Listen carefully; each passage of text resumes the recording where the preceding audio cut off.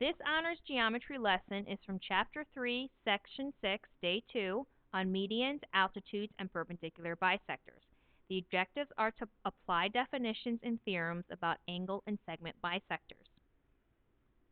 In a moment, I'm going to ask you to pause the video and reflect on the following question. What can you deduce from the given information and the diagram at the right? So at this time, look at each example. I want you to pause the presentation and tell me what you can deduce from each of the given information. So for the first example, we are given that RS equals RT. Based on this, we can deduce that R lies on the perpendicular bisector of segment ST. For the second example, we are given that ZS equals ZT. From this, we can deduce that Z is the midpoint of segment ST.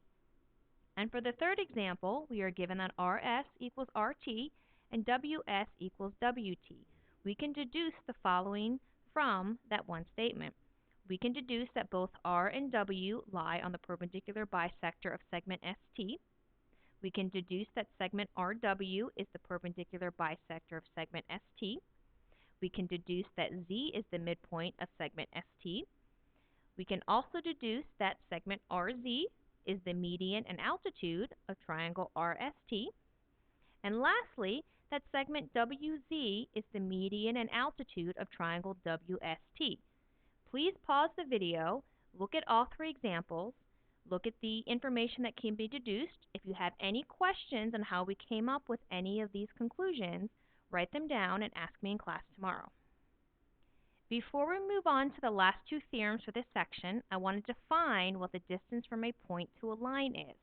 The distance from a point to a line or plane is defined to be the length of the perpendicular segment from the point to the line or plane. In the diagram, we have line M, and we have that segment RS is perpendicular to line M. Since segment RS is perpendicular to line M, we can say that RS is the distance from point R to line M.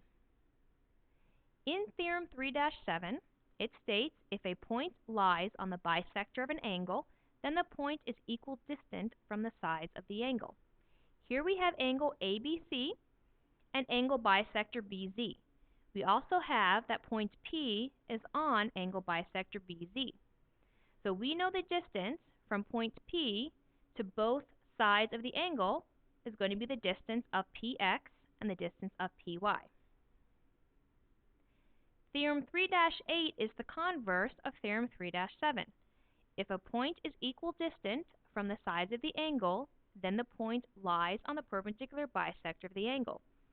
So in this case, if we are given angle ABC, and we know that the distance from P to X is the same as the distance from P to Y, then we know that point P must lie on the angle bisector, therefore BZ is the angle bisector of angle ABC. Theorem 3.7 and its converse, Theorem 3.8, can be combined into a single if and only if statement. A point is on the perpendicular bisector of a segment if and only if it is equidistant from the endpoints of the segment. We can also use the converse to turn that into an if and only if statement as well. A point is on the bisector of an angle if and only if it is equidistant from the sides of the angle.